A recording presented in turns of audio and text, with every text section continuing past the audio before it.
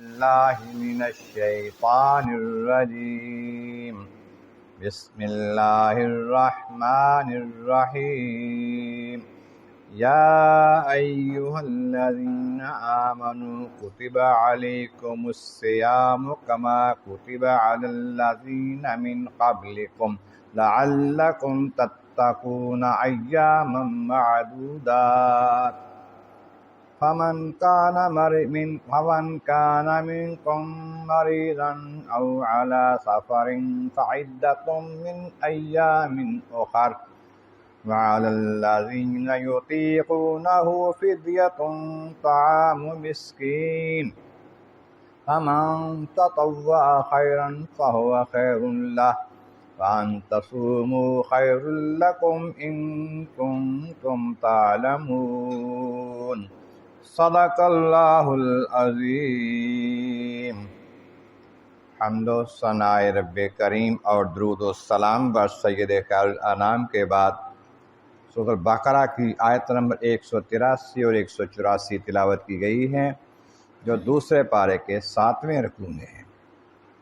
اس سے پہلی آیتوں میں فرمایا گیا کہ جب تم میں سے کسی کی موت قریب آئے تو اس کا لازم ہے کہ وصیت کر جائے اپنے مال کے بارے میں، اگر مال رکھتا ہے، اپنے والدین کے حق میں اور قریبی رشتہ داروں کے حق میں اور بھلائی کے ساتھ، اور یہ حق ہے متقین پر۔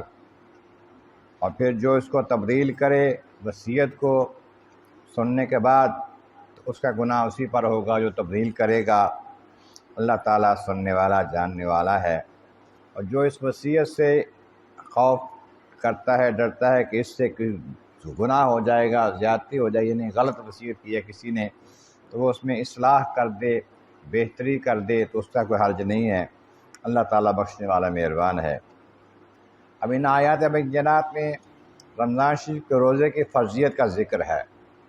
آقا کریم علیہ السلام کے ارشاد عالیہ کے مطابق پہلے ہجرت کے فوراً بعد ایک روزہ 10 محرم کا واجب ہوا۔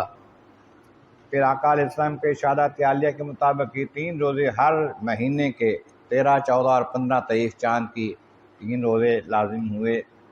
پھر آقا علیہ السلام کے ارشادات عالیہ کے بعد جب یہ آیت کریمہ نازل ہوئی تو رمضان کے روزے فرض ہو گئے، اور وہ روزے تھے ان سے نفل ہو گئے پہلے والے۔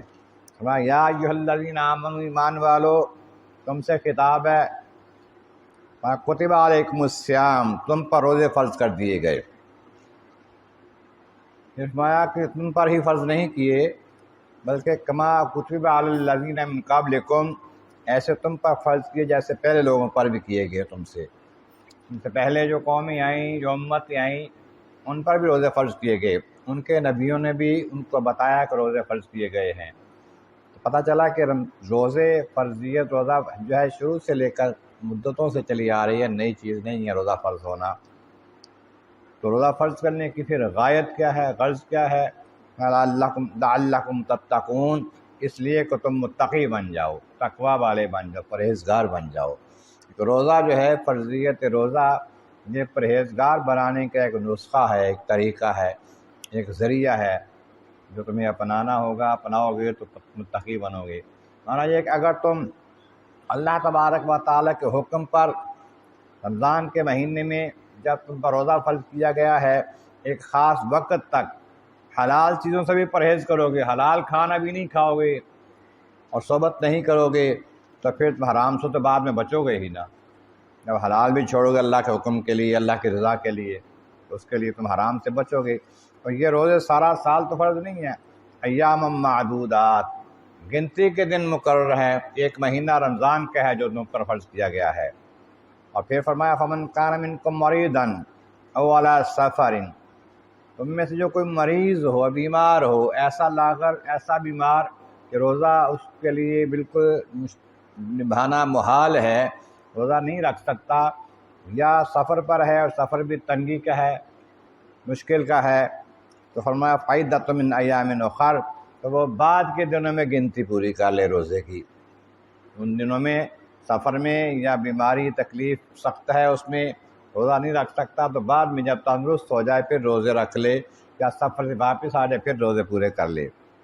لیکن وَعَلَّى الَّذِينَ يُطِيقُونَهُ، اور جو اس کی طاقت نہیں رکھتے، روزہ رکھ ہی نہیں سکتے، ضعیف ہو گئے ہیں، کمزور ہو گئے ہیں، روزے کی ہمت ہی نہیں رہی، تو فما فدیۃ طعام مسکین، تو وہ ایک مسکین کا کھانا جو ہے وہ فدیہ کے طور پر دے دے، ان کے 2 وقت کا کھانا پیٹ بھر کر جو ہے وہ مسکین کو دے دے، غریب کو، حقدار کو دے دے۔ تو یہ کھانا جو ہے ضروری نہیں ہے کہ کھانا ہی کھلائے، بلکہ جتنا ایک دن کا فدیہ ہوتا ہے روزے کا، یعنی جیسے فطرانہ ہوتا ہے، اتنی مقدار ایک دن کے روزے کے بدلے میں کسی مسکین کو دے دے، اور جتنے روزے چھوڑے اتنے دنوں کے لیے دے دے۔ من تطوع خیرا فهو خیر لہ، جو اپنی طرف سے نیکی زیادہ کرے، بھلائی بہتر کرے، اس کے لیے بھلائی اپنے لیے بہتر ہے اس کے واسطے۔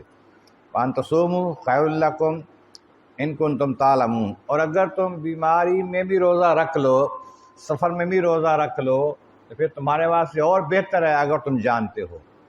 رمضان کا روزہ جس دن فرض ہے اسی دن اگر رکھا ہے، اس کا ثواب اتنا ہے کہ اگر اس دن نہ رکھے اور بعد میں سارا سال رکھتا رہے تو اس پہ ثواب جتنا نہیں ہوتا اس کا اصل روزہ جس دن رکھا ہے۔ اس واسطے سفر میں اگر ممکن ہو سکے تو روزہ رکھ لے، بیماری تھوڑی بہت ہے، گزارا ہو سکتا ہے، روزہ رکھ لے، جس طرح ہو سکے کوشش کرے، اگر نہایت مجبوری ہے تو پھر روزہ قضا کر کے بعد میں رکھ لے۔ اللہ تبارک و تعالیٰ کی بارگاہ عالیہ میں عز مولا کریم، محبوب کریم کا صدقہ قرآن کریم کا فہم اور اعمال صالح نصیب فرما۔ وآخر دعوانا ان الحمد للہ رب العالمین۔